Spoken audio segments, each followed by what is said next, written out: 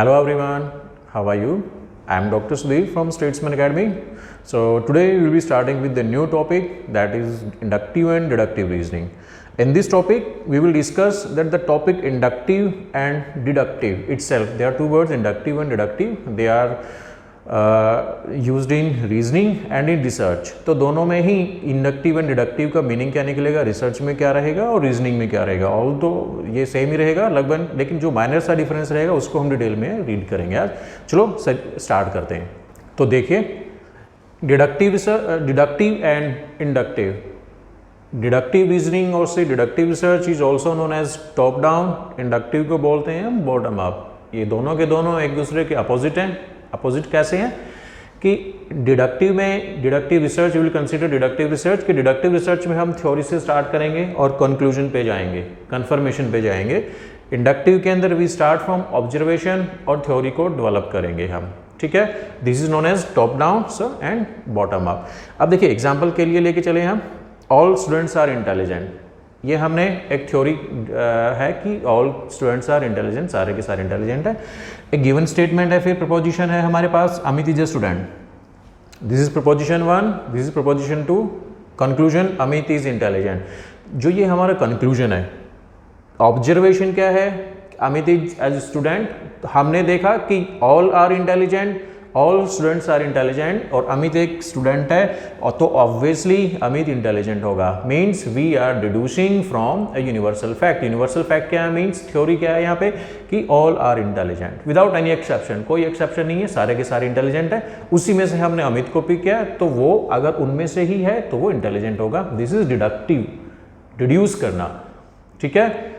लेकिन यहाँ पर क्या रहेगा, इंडक्टिव के अंदर जो स्टेप रहेगा, फर्स्ट ऑब्जर्वेशन, फिर एक पैटर्न बनेगा। पैटर्न किसका बनेगा कि हमने जो ऑब्जर्व किया है उन ऑब्जर्वेशन के अंदर एक सिमिलर पैटर्न क्या बनेगा, फिर उस पैटर्न को ऑब्जर्व करके हम एक हाइपोथेसिस बनाएंगे, वो हाइपोथेसिस से हम फिर थ्योरी डेवलप करेंगे। जैसे कि Amit is intelligent, Sumit is intelligent, Ravi is intelligent, Puneet is intelligent. तो यहाँ पे आपने क्या देखा, एक ऑब्जर्वेशन है, ऑब्जर्वेशन में हमने फिर क्या चेक किया कि एक पैटर्न बनता है। क्या पैटर्न बना है कि सारे के सारे इंटेलिजेंट हैं। उस पैटर्न के बेस्ड हमने एक टेंटेटिव हाइपोथेसिस अज्यूम किया कि हाँ अगर सारे के सारे इंटेलिजेंट है तो क्या हम ये बोल सकते हैं कि ऑल स्टूडेंट्स आर इंटेलिजेंट।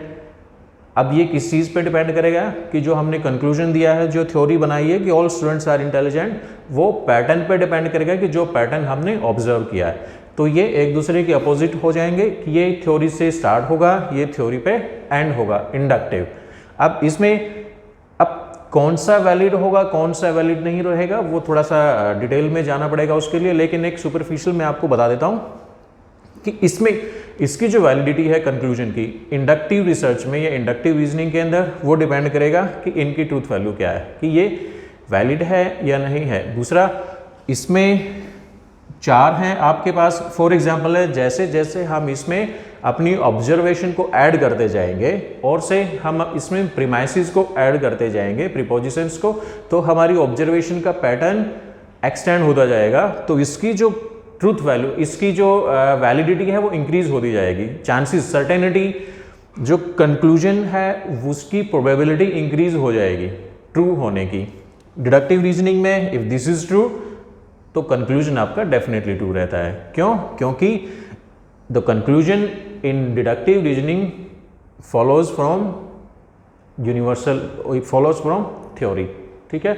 तो यहाँ पे अगर आपका जो थ्योरी है या फिर प्रीमाइसिस गिवन है दैट इज ट्रू, तो कंक्लूजन आपका डेफिनेटली सर्टेनली ट्रू होगा। और इंडक्टिव में कैसा, प्रोबेबिलिटी ट्रू होगा, और वो डिपेंड करेगा कि जो गिवन है वो हमारी प्रीमाइसिस को हम ऐड करेंगे तो इसकी प्रोबेबिलिटी इंक्रीज होती जाएगी, ठीक है। एक दूसरा एग्जांपल हम लेके चलें कि क्लास के अंदर if you assume there are 50 students in the class, ठीक है, और उन स्टूडेंट्स में से मैंने रैंडमली खड़ा किया, किसी को क्वेश्चन पुट कर किया कि इस क्वेश्चन का आंसर क्या होगा। अगर 50 स्टूडेंट्स की क्लास में से 5 स्टूडेंट्स उस क्वेश्चन का आंसर दे देते हैं तो आई विल अज्यूम कि that this class is intelligent. Okay, so there is a pattern in my observation that out of 50 students, 5 students are able to answer the question. So the pattern is कि if these 5 are intelligent, the rest of 45 will also be intelligent. So the conclusion over here, इस example में क्या बनेगा, that all the students in this class are intelligent. ये inductive, we are moving from specific to general. So this is specific, this is general. Inductive reasoning में, inductive research में, we always move from specific to general. Keep it in mind. अब इसी example class का example लेके चलें, that if there is a general perception, there is a theory, there is a generalisation that this class is intelligent. Okay, starting में हमने specific एक बच्चे से क्वेश्चन पुट करके एक जनरलाइजेशन हमने डेवलप की थी कि सिंगल पे बेस्ड 5 स्टूडेंट से क्वेश्चन पुट किया, उसको फिर पूरी क्लास के लिए जनरलाइज कर दिया. अब यहाँ पे हमारे सामने गिवन है कि दिस क्लास इज इंटेलिजेंट. सो मैं किसी से भी क्वेश्चन पुट करूंगा तो आई एक्सपेक्ट कि वो आंसर कर देगा उस क्वेश्चन के लिए. क्यों? क्योंकि I am given the generalisation that the theory over here is that this class is intelligent. ये आपको समझाने के लिए कि इजी एग्जाम्पल मैंने लिया है. ठीक है, सो इसको समअप करने के लिए, this is top down, we start from theory, when we move to the confirmation, these are the steps. एक रिसर्च में क्वालिटेटिव एंड क्वांटिटेटिव जो रिसर्च है, दिस डिडक्टिव जो रिसर्च रहेगी that is quantitative in data, inductive is qualitative because quality में क्या करते हैं हम, बिहेवियरल स्टडी करते हैं क्वालिटेटिव रिसर्च में, and behavioural studies are based on patterns. Observation हमारी रहेगी, बिहेवियरल पैटर्न हम ऑब्जर्व करेंगे, उसके बाद एक थ्योरी जनरेट करेंगे. बट इन क्वांटिटेटिव रिसर्च और से इन डिडक्टिव और क्वांटिटेटिव. ओके, सो वहाँ पर हम न्यूमेरिकल डाटा को, जैसे क्वांटिटेटिव में हम न्यूमेरिकल डाटा के साथ डील करते हैं, तो यहाँ पे हमारे पास थ्योरी रहेगी, उसके बाद उसको हम डिड्यूस करके फाइनल कंक्लूजन पे जाते हैं, ऑब्जर्वेशन लेते हैं. ठीक है, so this was all about deductive and inductive reasoning और डिडक्टिव और से inductive research. This is very important question. एक question generally either logical reasoning की तरफ से और रिसर्च एप्टीट्यूड की तरफ से इसमें पूछ लिया जाता है, तो इसको आप लेके जाएंगे. इसी में हम दूसरा एग्जांपल लेके चल सकते हैं कि लाइक कि आप किसी नए कंट्री में विजिट करने के लिए जाते हैं और आपको नहीं पता है कि वहाँ पे जो बर्ड्स हैं, इज्यूम करके चलते हैं कि आपको वहाँ पे जो बर्ड्स मिलेंगे उनका कलर कैसा होगा. लाइक आप वहाँ पे लैंड करते हैं, लैंड करने के बाद आपने देखा कि वहाँ पे एक बर्ड है that is blue in colour. तो आपने स्टार्टिंग से लेकर 2 or 3 आवर्स तक जो भी आपने बर्ड देखा वहाँ पे that was blue in colour. So that was your observation कि वहाँ पे जो बर्ड है उस बर्ड का कलर क्या है, that was blue in colour. तो आपने 2 आवर्स में 3 आवर्स में जितने भी बर्ड्स को देखा उन सभी का कलर बाई चांस था या सारे ही ब्लू कलर के बर्ड्स है वहाँ पर, वो अलग चीज़ है. लेकिन आपकी ऑब्जर्वेशन ने क्या देखा कि 2 या 3 आवर्स की ऑब्जर्वेशन में अगर आपने 50-60 बर्ड्स को देखा, so your as per your observation they were blue in colour.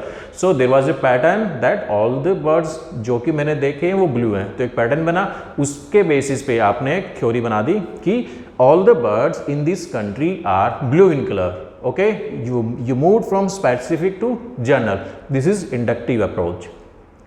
इसी एग्जाम्पल के लिए आप डिडक्टिव में कैसे जाएंगे कि आपको पहले से बोल दिया जाता है कि in x country all the birds are blue in colour. सो अगर आप जैसे ही वहाँ पे नीचे एयरपोर्ट से या जहाँ से जैसे भी आप जाते हैं बाहर निकलेंगे तो आप किसी भी बर्ड, आपके पीछे किसी बर्ड की अगर आपको आवाज़ सुनाई देती है तो ऑब्वियसली आपके माइंड में रहेगा कि अगर मैं पीछे मुड़ के देखूंगा तो ये ब्लू कलर का रहेगा, because already the theory that has been given to you. आपको जो पता है कि हाँ सारे के सारे ब्लू हैं, तो जो भी रैंडमली कोई भी बर्ड में देखता हूँ वो ब्लू कलर का ही मिलेगा. तो जब भी आप देखेंगे वो ब्लू कलर का ही मिलेगा.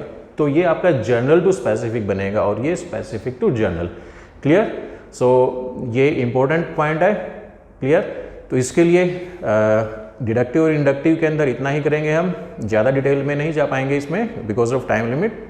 तो आगे की वीडियोस के लिए आप बने रहिए. नेक्स्ट वीडियो के अंदर जो भी टॉपिक हमें करना है आप कमेंट्स में बता सकते हैं. ओके, तो आज के लिए इतना ही, मिलते हैं नेक्स्ट वीडियो में. Thank you.